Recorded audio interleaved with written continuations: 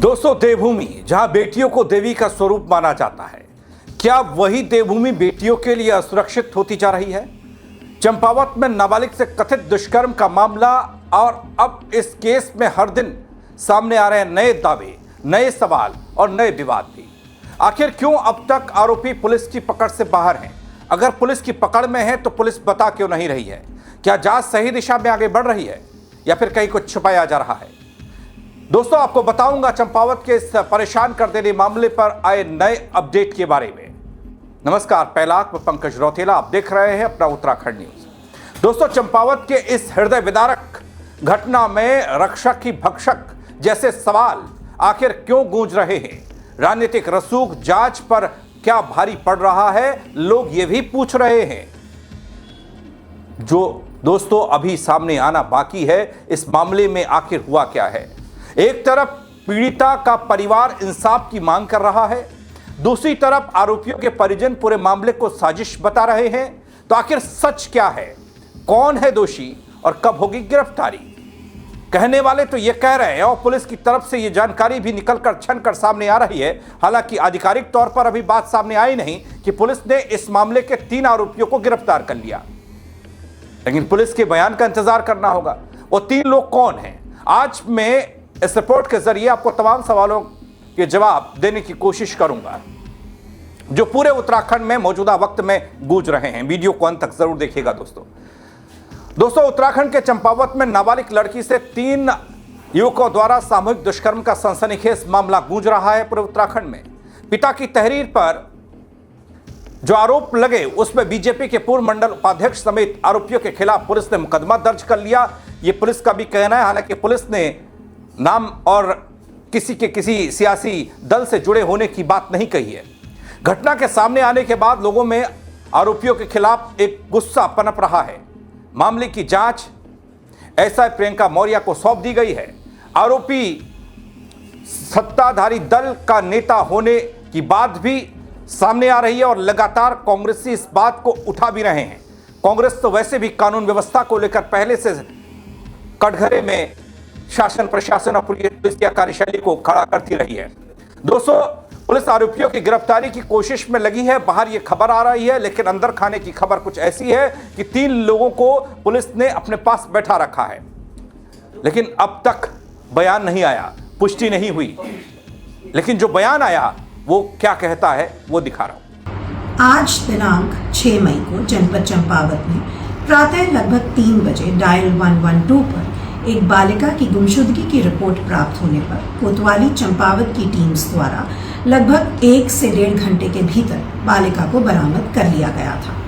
बालिका द्वारा प्रारंभिक जांच में अपने साथ सामूहिक दुष्कर्म के आरोप लगाए गए, जिसके क्रम में पीड़िता को हॉस्पिटल ले जाकर मेडिकल करवाया गया।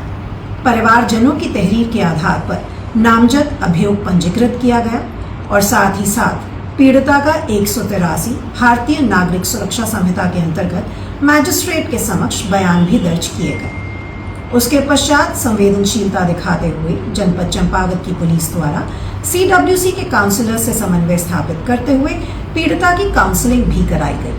हमारी फोरेंसिक यूनिट्स द्वारा घटनास्थल का निरीक्षण करते हुए वहां से साक्ष्य संकलन की कार्रवाई भी की गई है। संपूर्ण विवेचना का पर्यवेक्षण स्वयं एसपी चंपावत रेखा यादव द्वारा किया जा रहा है और उनके द्वारा घटनास्थल के निरीक्षण के साथ साथ पीड़िता के बयान भी लिए गए।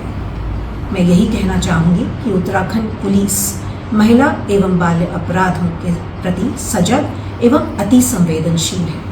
कृपया भ्रामक सूचनाओं पर ध्यान न दें और सोशल मीडिया पर किसी भी प्रकार की अफवाहें फैलाने से बचें।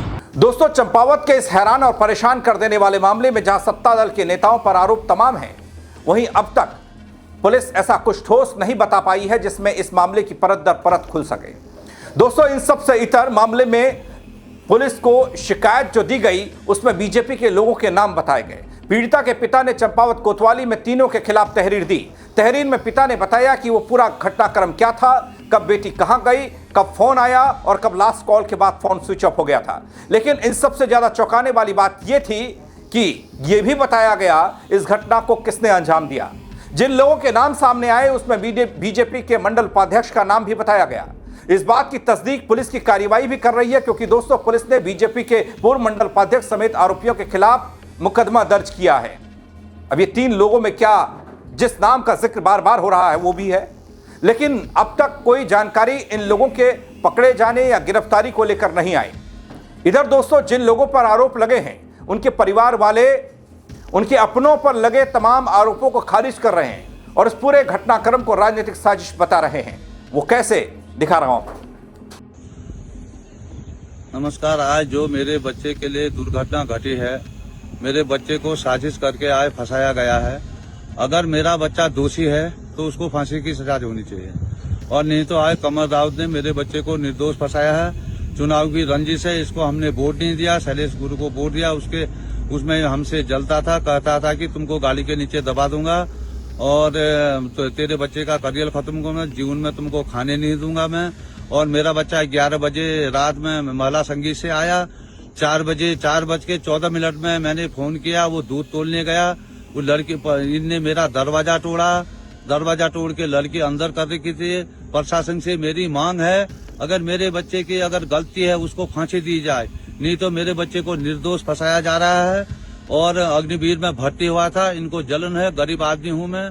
प्रशासन से मेरी यही गुहार है कि अगर मेरा बच्चा अगर दोषी पाया गया उसको फांसी की सजा दो, नहीं तो मेरा यही वो है कि मेरे बच्चे को न्याय मिलना चाहिए।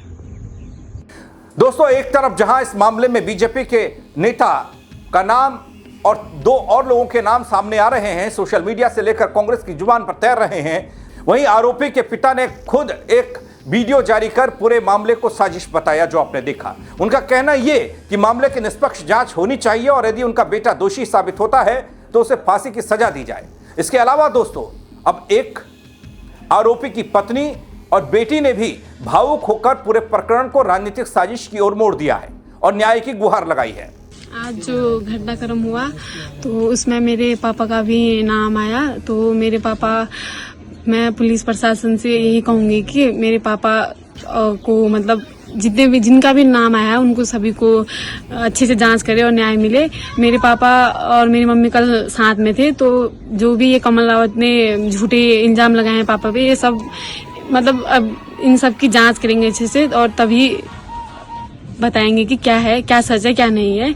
कमल रावत ने खाली भी इल्जाम लगाया है सभी के ऊपर, तो इनकी बस जांच करे और पता करे क्या है।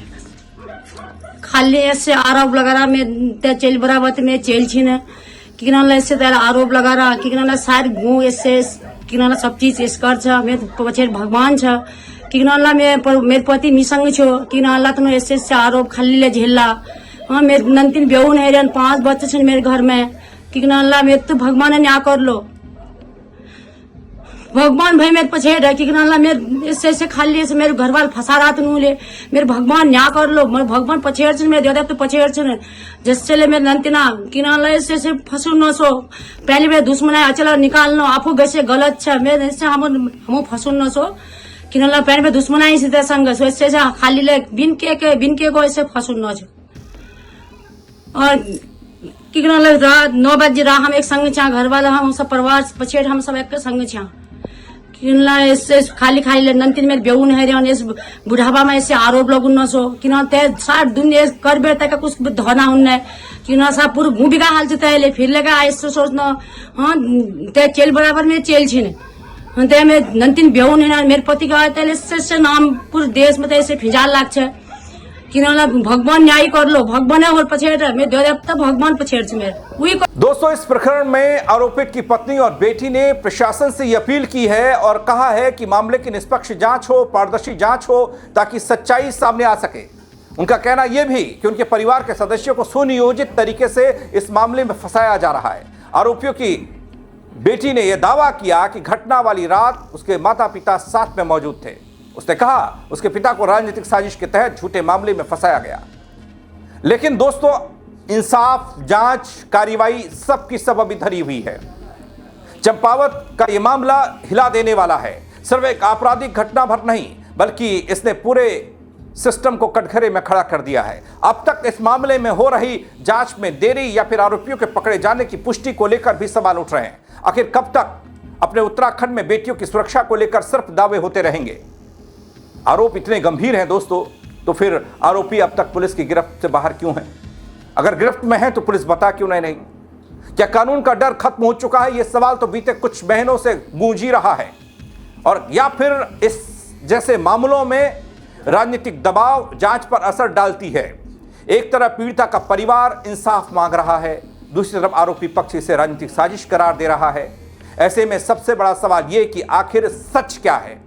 क्या पुलिस निष्पक्ष जांच और पारदर्शी जांच कर सब कुछ हमारे सामने ला पाएगी? पीड़िता को इंसाफ मिलना जरूरी है दोस्तों। इस मामले में जल्द गिरफ्तारी होकर सच जनता के सामने आना जरूरी है।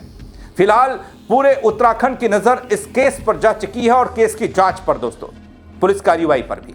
देखना यह है कि आने वाले दिनों में इस सनसनीखेज इस मामले में कौन से खुलासे और सामने आते हैं। गिरफ्तारियां क्या उन लोगों की होती है जिन लोगों पर पीड़िता के पिता ने गंभीर आरोप लगाए, या फिर कुछ और? क्योंकि इसका सियासी कनेक्शन भी घटना का खुलकर सामने आ रहा है और कांग्रेस हाथ धो के बीजेपी वालों के पीछे पड़ी है। दोस्तों, इस खबर को लेकर आपकी राय क्या होगी? आप कमेंट के जरिए बताइएगा। क्या कहना चाहेंगे? शेयर कीजिएगा ताकि और लोग भी अपनी राय दे पाएं। फेसबुक पर देखेंगे फॉलो कीजिएगा, यूट्यूब पर देख रहे हैं सब्सक्राइब कीजिएगा। मेरे साथ जुड़ने के लिए आप सबका बहुत शुक्रिया। जय उत्तराखंड।